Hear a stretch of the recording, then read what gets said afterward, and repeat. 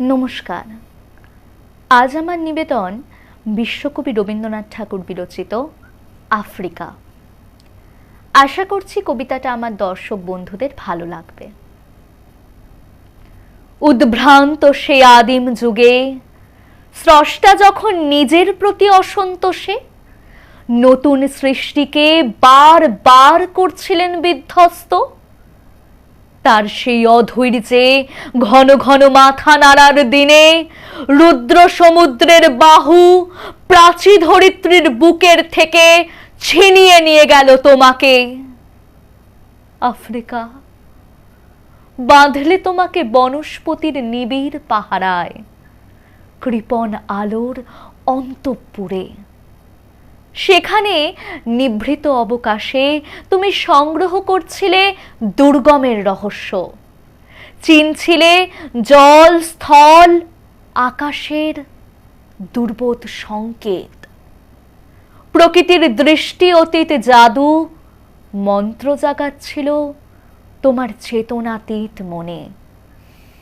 বিদ্রুপ করছিলে ভীষণকে বিরূপের ছদ্মবেশে, আপনাকে উগ্র করে বিভীষিকার প্রচন্ড মহিমায় তাণ্ডবের দুন্দুভিনী নাদে। হায় ছায়াবৃতা, কালো ঘোমটার নিচে অপরিচিত ছিল তোমার মানব রূপ উপেক্ষার আবিল দৃষ্টিতে। এলোরা লোহার হাত করি নিয়ে, নখ যাদের তীক্ষ্ণ তোমার নেকড়ের চেয়ে।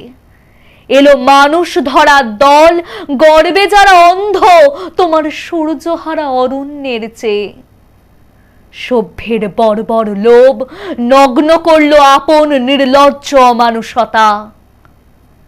তোমার ভাষাহীন ক্রন্দনে বাষ্পাকুল অরণ্য পথে পঙ্কিল হলো ধূলি তোমার রক্তে অশ্রুতে মিশে। দস্যু পায়ের কাটামারা জুতোর তলায় বিভৎস কাদার পিণ্ড চিরচিহ্ন দিয়ে গেল তোমার অপমানিত ইতিহাসে।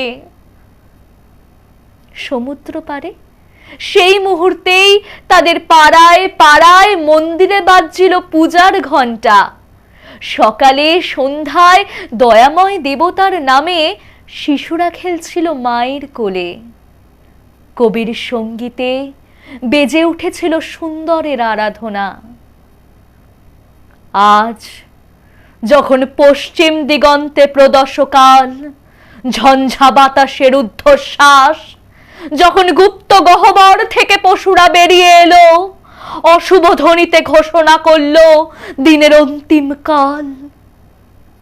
এসো যুগান্তের কবি, আসন্ন সন্ধ্যার শেষ রশ্মিপাতে দাঁড়াও ওই মানহারা মানবীর দ্বারে।